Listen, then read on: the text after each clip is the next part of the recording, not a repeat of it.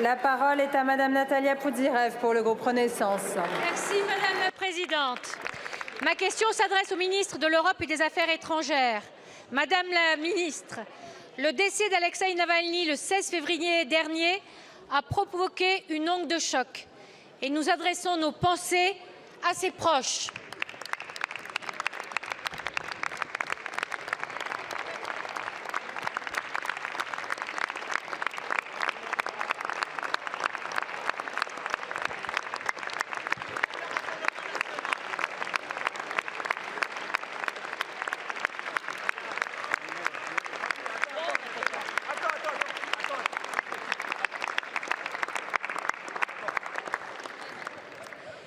Après les assassinats politiques d'Anna Politkovskaya, Boris Nemtsov, la liberté d'opinion ne fait que reculer en Russie.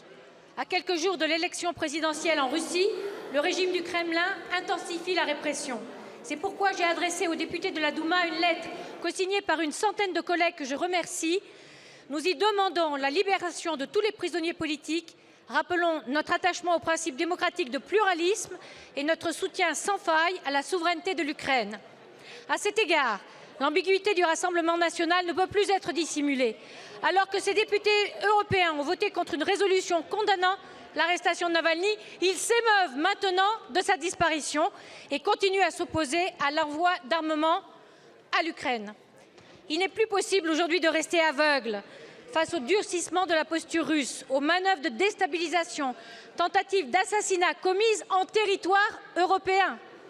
L'Europe subit également des attaques cyber et une guerre informationnelle massive. À l'occasion de la conférence de soutien à l'Ukraine qui s'est tenue hier à l'Élysée, le président de la République a déclaré « La défaite de la Russie est indispensable à la stabilité et à la sécurité en Europe » et a appelé un sursaut européen, d'autant plus nécessaire que planent des incertitudes du côté américain.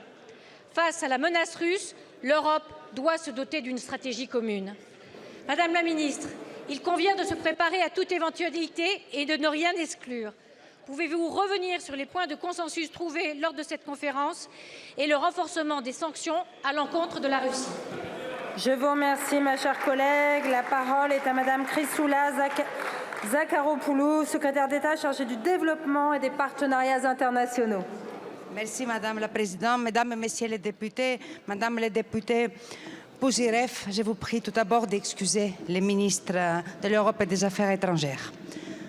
La responsabilité du régime du Kremlin dans la mort d'Alexeï Navalny ne fait aucun doute. Sa mort en colonie pénitentiaire atteste de la nature du régime russe, qui éradique les voix des opposants, qui agresse l'Ukraine. Dans cette peur des dissidents et des opposants, nous devons voir un aveu de faiblesse.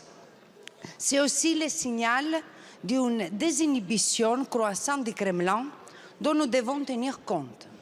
Avec la mort d'Alexeï Navalny, ce sont nos principes qui sont en jeu. Il est en effet essentiel de continuer à dénoncer les atteintes aux droits de l'homme et la répression des libertés en Russie.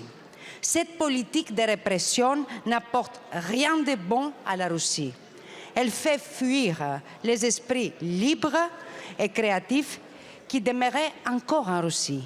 La France, je voulais souligner, qui est fière de les accueillir sur son territoire. Merci.